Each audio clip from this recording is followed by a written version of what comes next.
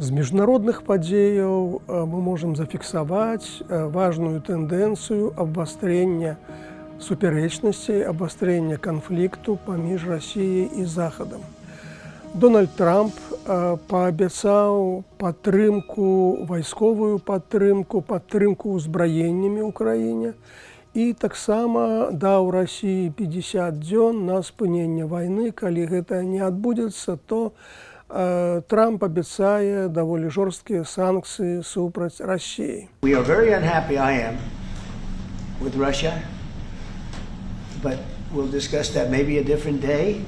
But we're very, very unhappy with them, and we're going to be doing very severe tariffs if we don't have a deal in 50 days. І гэта такі дрэнны кантэкст для таго дыялогу, які нібыта пачаўся паміж афіцыйным Менскам і Вашынгтонам. Таму што гэты дыялог ідзе ў супрацьходзе з адносінамі паміж ЗША і Расіяй. І гэта ў цяперашняй сітуацыі даволі дрэнныя ўмовы для таго, каб гэты дыялог быў паспяховым. А на яго вельмі шмат разлічвалі і ў плане вызвалення беларускіх палітвязняў. Што з унутранай палітыкі, то Александр Лукашенко чарговым разам загаварыў пра неабходнасць рэгулявання цэнаў і хутчэй дакладней пра ўстанаўленне справядлівых цэнаў, хоць не зусім зразумела, што гэта азначае.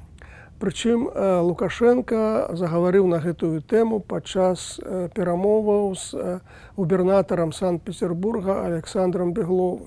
Надо цену справедливости установить, чтобы было выгодно, допустим, если продовольствие крестьянину, переработчику и в торговых сетях. І тут не толькі папрок на адрас беларускага ўраду адносна цэн быў, але таксама і даволі відавочны жэст на адрас Расіі.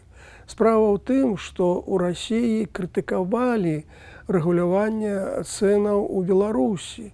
І нават Владзімір Пуцін 2 раза кпіў з таго, што ў Беларусі знікла бульба з крамаў. Смотрю, вы уже не только на картошку, но как в целом борщевой набор пытаетесь цены отрегулировать, хотя нас критиковали в прошлом году, что мы регулируем цены. Лукашенко хотел бы так, ну, можа, тонко, але адыграцца, што называецца.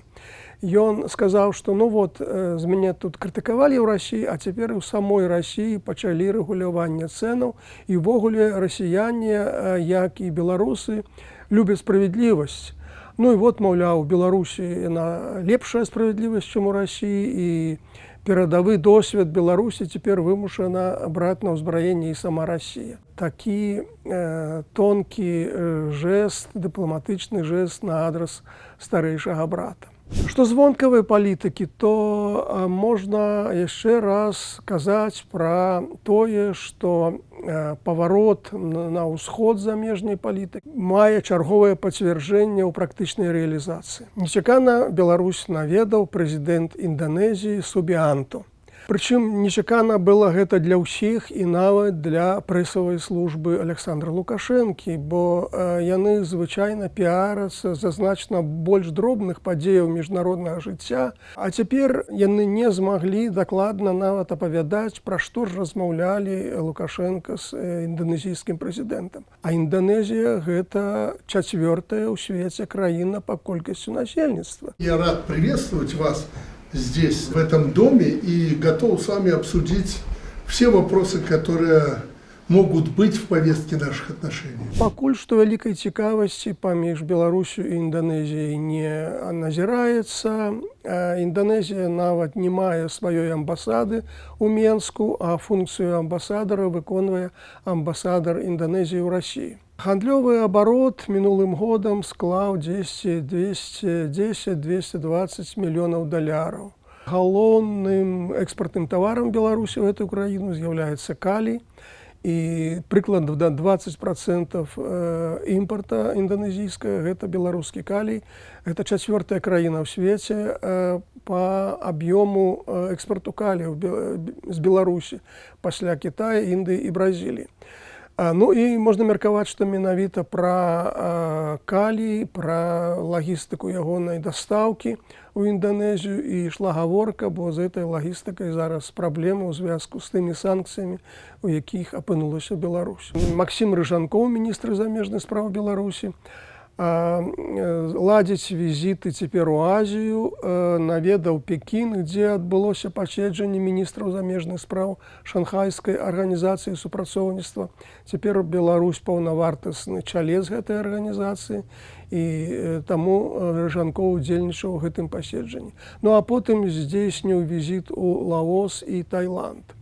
Але вялікага эканамічнага плёну ў гэтым павароце Беларусі на ўсход і поўдзень пакуль не бачна росту экспарту беларускага, не бачна інвестыцый з гэтых краін.